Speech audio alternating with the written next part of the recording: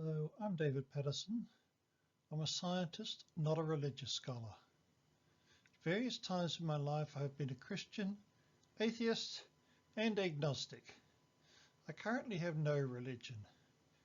Here I remove explicitly religious words from large chunks of the Bible to reveal the non-religious stories behind.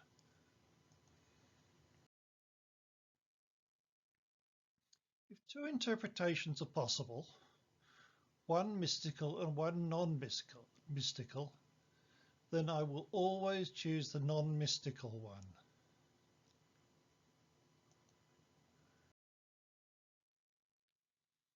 This translation caters to both atheist and Christian beliefs. I've made it as close to an accurate word-for-word rendition of the ancient Hebrew and Greek texts as possible.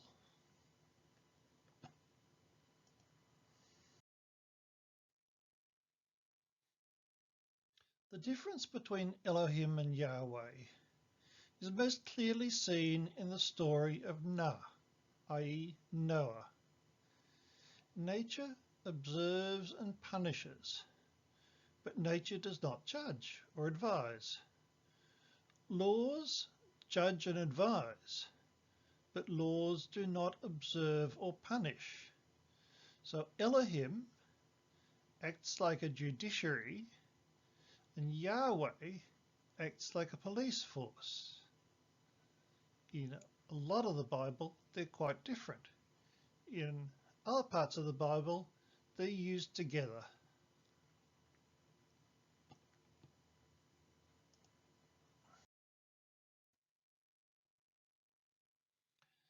The standard English translations of the start of Psalm 23 are actually terrible. They bear very little resemblance to what is in the original Hebrew.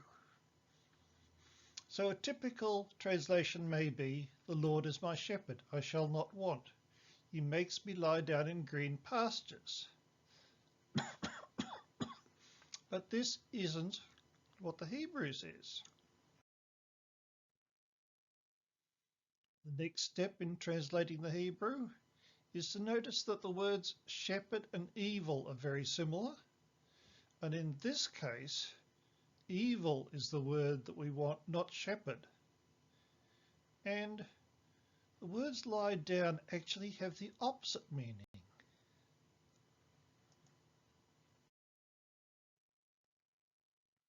And this is the third step, repairing the grammar.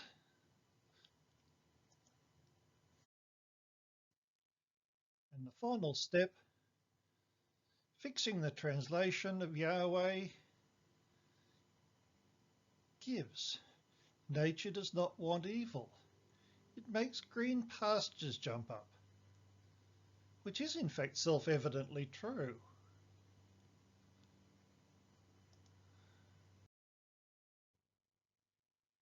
Here's a second example. Why would a jester not believe in God? Biblical scholars agree that the word fool has a much darker meaning. And overall, this passage makes much more sense when the word God is replaced by laws, in this case Elohim.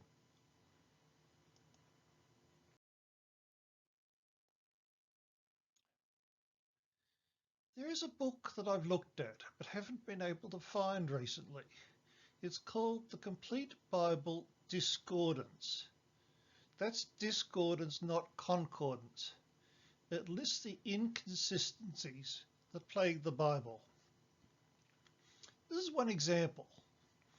Together we find that nature's laws created the cosmos.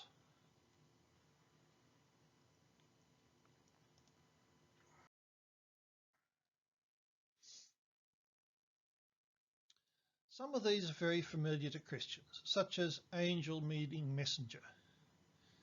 The Ark of the Covenant is a portable case containing the legal documents, literally a briefcase. Another funny one is in Nehemiah, 1, where Nehemiah is the cup holder for the king.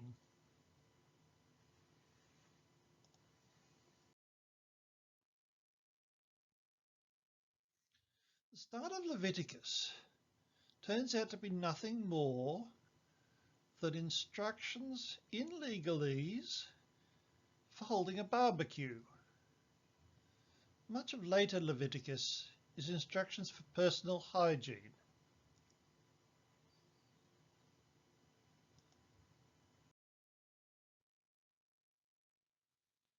Musa is the Arabic pronunciation of Moses.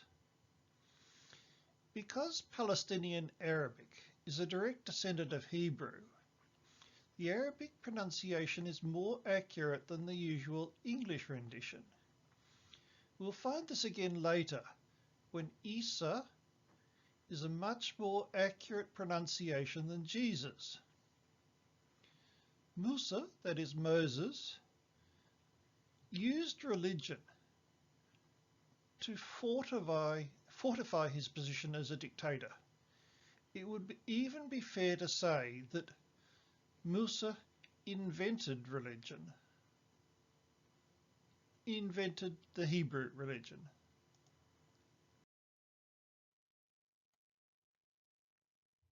This slide is pretty well self-explanatory. In Genesis 22, Abraham plays a practical joke on his son, Ishak, to teach him the importance of observation.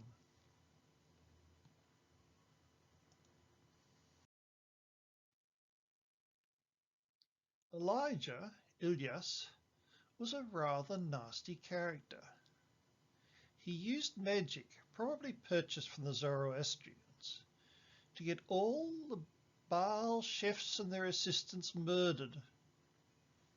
It is fitting that he died in such a mundane way, by being run down on the road.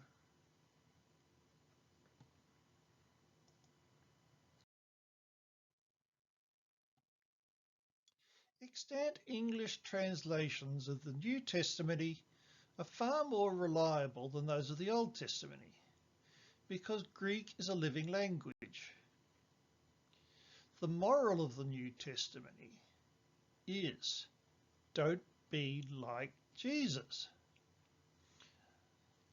Now, the word Christ can't be properly translated. Only Isa is Christ, and yet the claim that Isa is Christ has to be secret.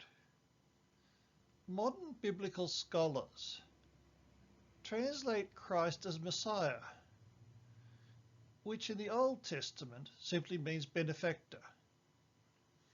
I suspect that early Christians will be turning in their graves at the mistranslation of Christ as Messiah, but in the absence of any other evidence, it's the best that we can do.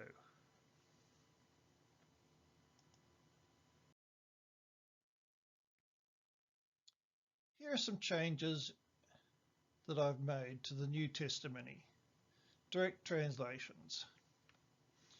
Mary became pregnant outside marriage because of her enthusiasm. Word, in the beginning, was the Old Testament, and the Old Testament was with the laws, and the Old Testament was the laws. In the earliest version of Mark, Jesus' body is taken to Galilee. There is no resurrection. The method of the fortune tellers, that is the Magi, the Zoroastrians, the method was to show a baby gold, frankincense and myrrh as a test. If the baby reached towards the gold, it would become a king.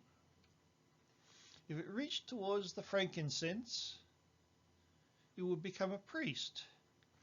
If it reached towards the myrrh, it would become a healer.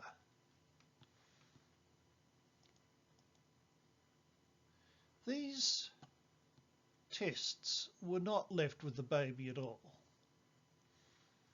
The passage of gold, frankincense and myrrh is included in the Bible because the followers needed to claim that Jesus was all three of these: king, priest and healer.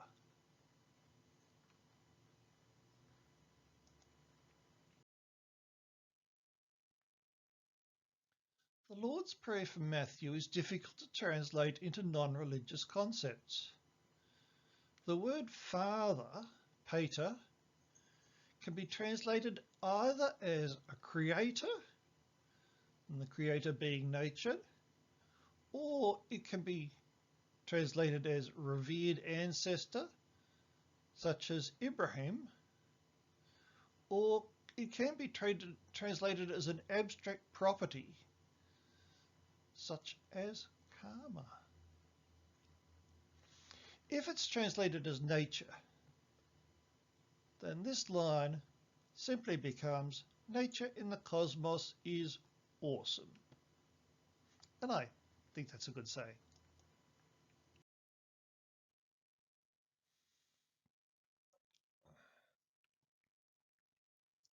Jewish and Christian religion starts as three non-religious principles: respect nature, obey the laws, bad things happen to bad people. But over the course of the Bible, these transition into religious terms. By the time of Ezra and Nehemiah, circa 400 BC, and the end of the Old Testament, these three components of religion have mostly merged into a single entity, which is later to be called Theos. And that's all I want to say. You can look up the translation, the atheist translation of the Bible, with specifically religious terms removed, on this web link. Thank you for your attention.